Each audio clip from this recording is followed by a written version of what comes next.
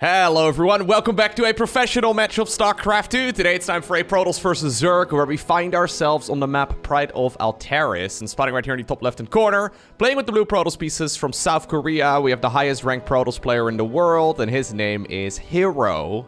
His opponent in the opposite corner, joined right there by Samwise, spinning around on the main hatchery.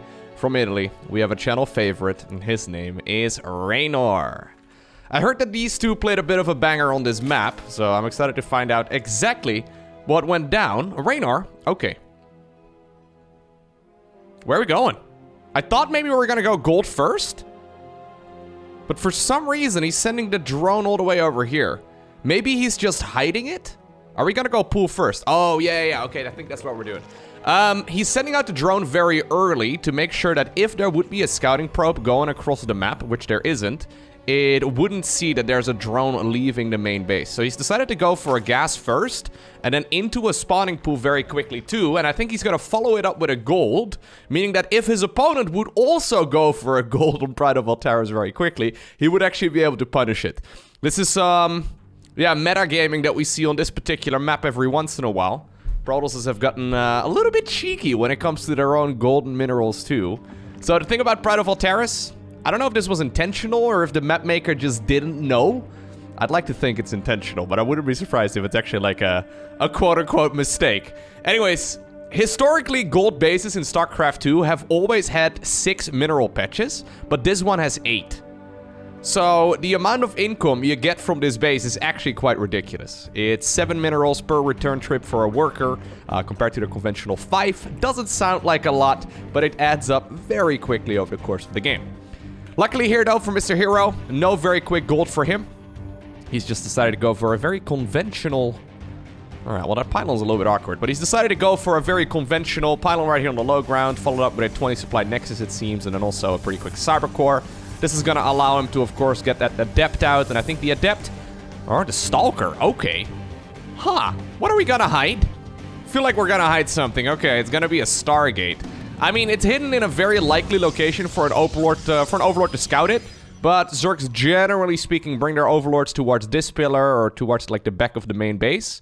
So even though it's quite exposed, I don't think it's gonna be spotted. The problem, though, for herO is that he has absolutely no clue what he's going up against. So the drones have already been transferred. There is a probe moving out, though. I like this little move here from herO. Because if you don't see that your opponent has a gold first, okay. Yeah, if you don't see it, you're in a little bit of trouble. He will spot as well that there's still some creep moving here, so he should realize at this moment too that it's not a hatchery first, which is always nice. But this does mean, going for that Stalker first, that he doesn't really have much of an option to deal any damage. At the very least for the time being. There's already Zerglings on the other side of the map. Link speed, it's finishing up, so this is going to allow Reynor to potentially get into the base.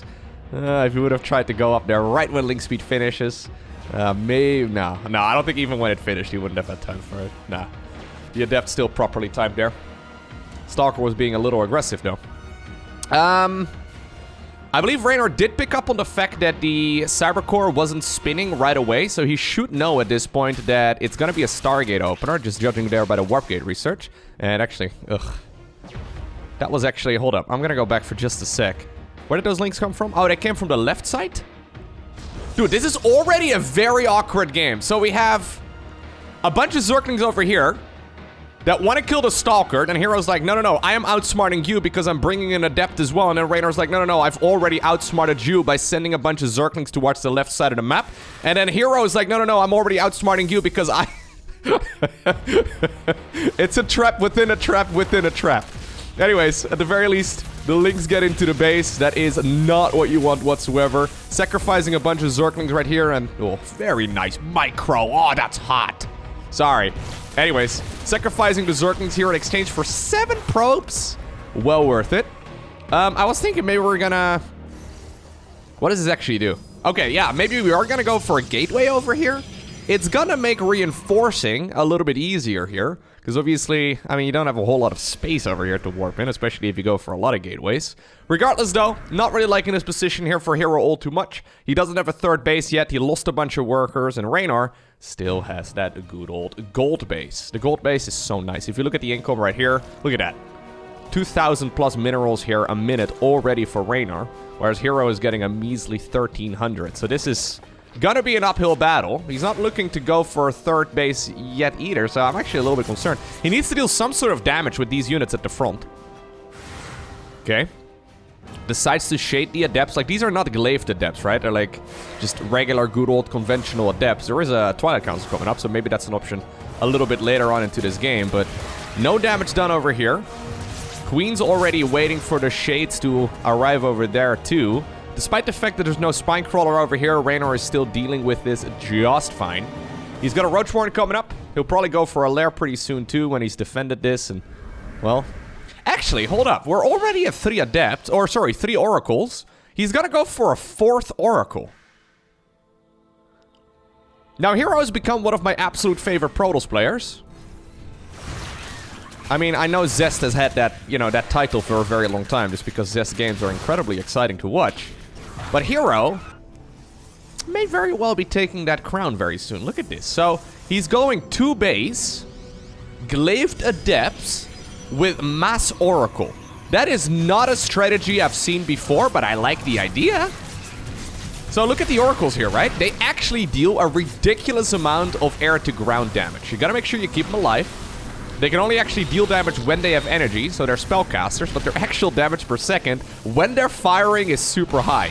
Zerg can't really make a good ground unit that's really strong against these. I mean, you can kind of go Hydras, you can kind of go Queens, but when there's a lot of Oracles out, I know this from experience, you kind of need a Spire. Now, the lair only just now started up, 6 minutes into the game, so there's not going to be a Spire here anytime soon. Every time, by the way, you activate the Pulsar Beam, it also does cost a little bit of energy, so you can't just, you know, pulsate it on and off all the time. It's not a very useful thing to do.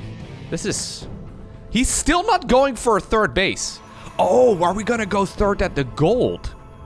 One thing that herO has done wonderfully is make sure that there's no creep spreading in this area over here. So the bases from the Zerg are actually disconnected, meaning that defending against these adepts is actually super tricky. I think he's going for a gold. He should really start it up. There we go. Okay. So, yeah, if the oracles can take control of this terrain over here and allow wiggle room right here for these adepts, maybe they can get some work in. I mean, there's a huge army of Zerg waiting in the main base too. Triple Spore Crawler here from Reynor. High-level StarCraft is so enjoyable, man. Like, I know there's a lot of other esports out there, but this kind of game only ever happens because both players are ridiculously good, right? Like, they know the standard very well. They've played the standard thousands of times. And now they're like, okay, let's deviate because I'm trying to, like... Now we're playing a strategy game, right? Like, for the longest time in StarCraft 2, we were playing a game where, like... No! Well, Glaives is done. Anyways, for the longest time, we're playing a game of tactics, right? Of mechanics. This is very much so a strategic game right now. I don't know if I like this shadle too much, though. In the meantime, what do we have? Sure, 5 queens. 5 queens inside of a plane. It's a bit of a strange-looking plane. Some of the adepts, by the way, did escape there. We're going 2nd Stargate, by the way, with a Golden Expo. So, are we, since we're still producing oracles, are we gonna go double Stargate Oracle? Because I love the idea. Please do. I love the idea. I just don't know if it's a good... Oh my god, he is. Yeah. He's going double Stargate Oracle. I love the idea, but I don't know if it's good. Anyways, Reynor, since he's been so busy making a huge army to not lose all of his economy to those adepts, has not actually added on that many probes here in total either. Or, I guess, drones. His opponent, in the meantime, though, herO, has made quite a few workers. He's even going to be able to recall a couple of those bad boys if he wants to watch the 3rd Nexus. Maybe he wants to keep it alive, though. Yeah, I think he probably does. This always concerns me a little bit. No door. Anyways, here's the queen drop. Oh, that's one way of doing it. Oh, shit. That's actually so cool. I was thinking about going Spire. So every time you... Okay, there's so much going on here. Every time you activate the Pulsar Beam, it costs you a bunch of energy. So Reynor's like, haha, I'll pop the queens back into the plane. This is what we saw Serral doing. Look at this. Queens harassing a gold base. Is this what we're doing now? Is this the new standard? Look at this as well, though. Oracle's dealing so much damage at the Golden Expo. They're going to be able to pick off all of those heavy hitters very easily. Okay. Corrosive biling his own army to try and get those oracles off of his back. The queens, though, are murdering everything. Kind of. Ish. Now that there's some creep pooped here as well by that one OV, they can actually use transfuses again. Okay. So, oracles apparently have realized we can't actually do much damage. I've never seen anyone really play mass oracle, but I've also never thought about countering mass oracle with dropper lords. But now that I think about it, it makes a lot of sense. Both players taking a tremendous amount of damage, by the way. Reynor now only at 26 workers. herO is still at 40. The problem is, I just don't see how he's going to be able to keep this golden base alive, right? Because he's got a lot of supply caught up in those flyers, which is nice and all. But they're not really going to be capable of... Like, as long as you don't have energy, you're not going to be able to take care of any of this. So I think he's going to have to give up the gold base. Yes, he will. So neither player really has a good fighting army, but I like Reynor's fighting army here a little bit better. He's now going to start mining from his good old conventional Natural Expo 2. In the meantime, herO is transitioning from Mass Oracle into Double Stargate Phoenix, which you guys know I'm a very big fan of, but he still doesn't really go for a fighting army. Like... This is 2022 StarCraft 2. We have Mass Oracle following around an Overlord with 3 queens in it. And then there's one Phoenix over here trying to ruin the party. For the Zerg, that is. Anyways, looks like the queens will be able to make their way home. I would love to see some creep going in between the bases. I think that would be huge. I'd also love to see Oracles here using Revelation to get rid of the creep over there in the center of the map. That would also be huge. I would also like to see, yeah, use one right over here. Get rid of the creep tumor at the 3rd base. Speaking of, well, a newly acquired 3rd base, herO is going to be taking one at the more conventional location. All right. Look at this. Reynor, following it up with Infestors. This is one of the most fun games of StarCraft I've seen recently. Really good stuff. So, now suddenly, it seems to me that Mr. herO has full map control. I think in a straight-up fight, however, the Zerg does win, but herO probably plans on running circles around his opponent's army. Phoenixes are also kind of hard to judge in fights like this. Man, we really should see a Spire. I think we should really see a Spire. Anyways, Reynor, he's gone for a couple of Infestors, and I think his goal is probably to just, yeah, fungal these Oracles and then hope for the best. It's very dangerous, though. Right now, he does see that there's a bunch of Infestors out, too. Obviously, Oracles and Phoenixes are fast, so a good fungal growth can certainly help out. Keep them, you know, contained a little bit easier, but with good movement, I think herO should be able to dodge them. That being said, his fighting army is not that strong, so, yeah. Normally, right, in a game like ZVP, we see the Zerg player opting to go for full-on counterattacks and never actually engaging the main army. But it seems that right now we have the opposite, where I think herO is probably planning on disengaging from the main fights and just going in for counterattacks instead. Okay, so we're going... This is one of the things in StarCraft that I personally don't really like. Maybe it's because I'm personally really bad at it, but we're going for a Spellcaster army. So Reynor is going Mass Queen, Mass Infestor, Mass Viper. In order to control this well, you need about 3 hands and about 700 actions per minute. So if you want to settle for less than optimal ways of playing it, you gotta, you know... Oh my god. We have a group of Phoenixes on the top section and also a group of Oracles in the bottom section. Then a group of Adepts in the middle. All the while he's transitioning towards Immortals and now also Disruptors. I really like what herO is doing, but he needs to get something done with this army, though. Like, he's made all those units, but now that all those Spellcasters are out... Oh my god. Yeah, I guess you're gonna start getting rid of your opponent's stuff. There you go. Mass Oracle took care of that expansion real quick. Phoenix is trying to get some work done, but fungal growth into Parasitic Bomb. Yeah, it's a banger of a combo when you hit it. It's the StarCraft 2 edition of a wombo combo. Those Phoenixes have been bought, he paid for them, and he did absolutely nothing with them so far. Not a fan. I think he probably would have been better off transitioning towards that robo shenanigans a little bit quicker. Maybe he was intending on dealing damage on the other side of the map. Like, if he, I don't know, maybe like he expected Reynor to go for like an all-in, right? Anyways, If he would have gone straight into Robo play, I think it would have been in a much better spot. He could have been at like Robo and then a bunch of High Templar even at this point in the game too. That would have certainly been a whole lot better. Anyways, looks like Reynor is ready to bring the paint train. Okay, Parasitic Bomb right there on the Phoenixes. Gonna force them to back off. Queens actually can't transfuse. There are...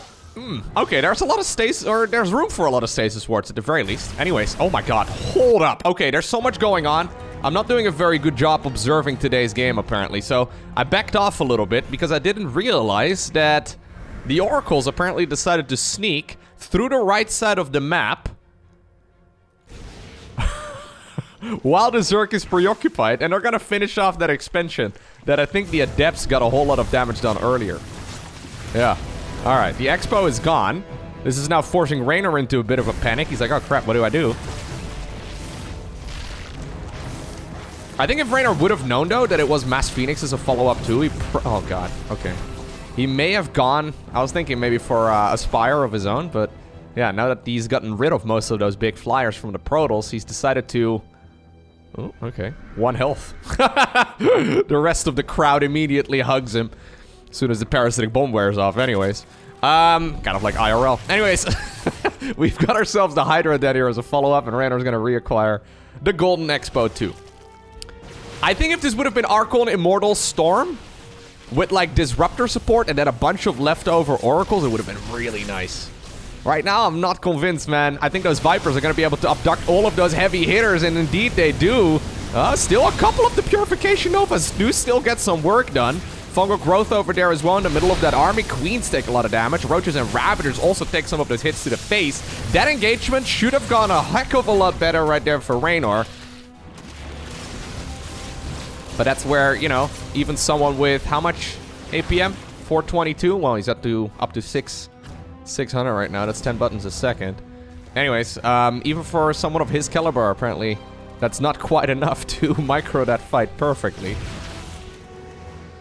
It kind of feels like these kind of battles come down to the Zerg player making a mistake, though. And I've never... Yeah, whenever I play Protoss, not a big fan of that. Nice fungals right here, though, by Reynor. Here we go once more. Purification Novas. This time around, don't connect with that much of an army. Queen over here. Oh, super dead. Zorklings are going to be able to finish off both the Immortal as well as the Disruptor.